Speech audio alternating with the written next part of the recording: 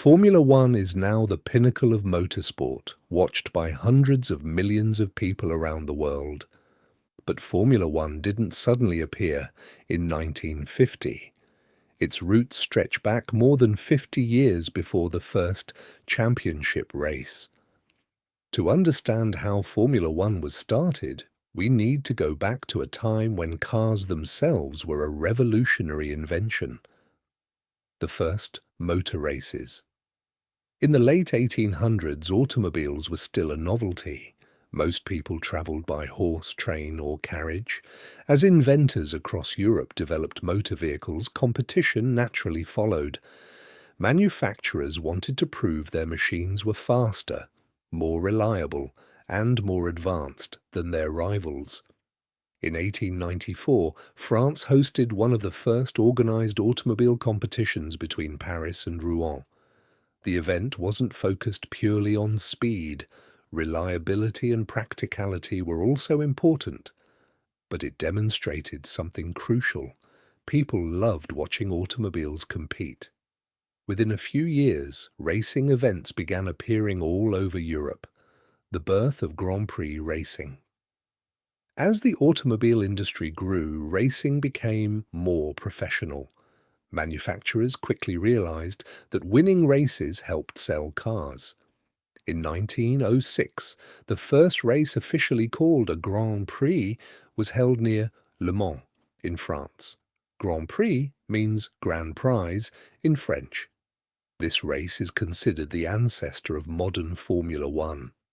Unlike today's events on permanent circuits, these races took place on public roads closed for competition. Cars were primitive, dangerous, and incredibly difficult to drive. Drivers had no seatbelts, no helmets as we know them today, no safety barriers. The sport was extraordinarily risky, yet its popularity continued to grow. Racing before Formula One. Throughout the 1910s, 1920s and 1930s, Grand Prix racing became Europe's premier motorsport category. Major manufacturers competed fiercely.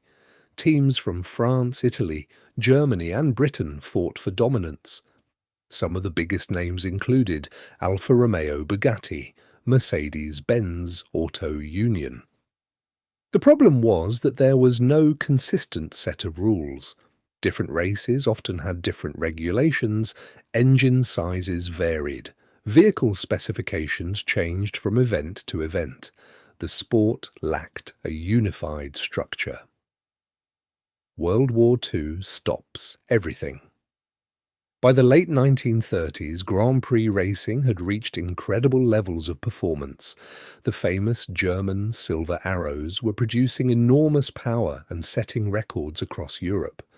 Then World War II began. In 1939, racing came to a halt. Factories shifted to military production, tracks were closed, drivers and engineers joined the war effort. For 6 years, top-level European racing effectively disappeared. The need for standard rules. When the war ended in 1945, racing returned surprisingly quickly. People wanted entertainment and a sense of normal life again. However, racing officials recognized a major issue. The sport needed standardized regulations. Without common rules, it was difficult for teams and organizers to compete consistently. The governing body that would later become known as the FIA began working on a solution. In 1946, officials created a new set of regulations for the highest level of single-seater racing. They called it Formula One. The word formula referred to the formula of rules every car had to follow. The one signified the highest category of international racing. For the first time, elite motorsport had a single rulebook. The first Formula One cars. The early Formula One regulations allowed either naturally aspirated engines up to 4.5 litres, supercharged engines up to 1.5 litres. Many existing Grand Prix cars fit within these rules. Teams didn't need to start completely from scratch. This helped Formula One establish itself quickly. Manufacturers immediately saw an opportunity to compete on an international stage under a common set of regulations, the creation of the World Championship. Although Formula One rules existed from 1946, there was still no official World Championship. Races were held independently across Europe. Then the FIA decided to create a season-long championship that would determine the world's best driver. In 1950, the first Formula One World Championship was launched. 7 races counted toward the title.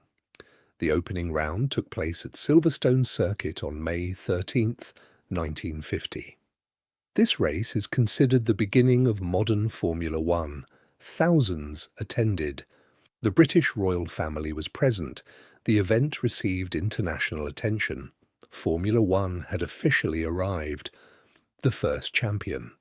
The dominant team of the inaugural season was Alfa Romeo. Their drivers won 6 of the 7 championship races. At the end of the season, Giuseppe Farina became Formula One's first world champion. He defeated teammate Juan Manuel Fangio in a close battle. Nobody at the time could have imagined what Formula One would become. Why Formula One was created. Formula One was created for 3 main reasons.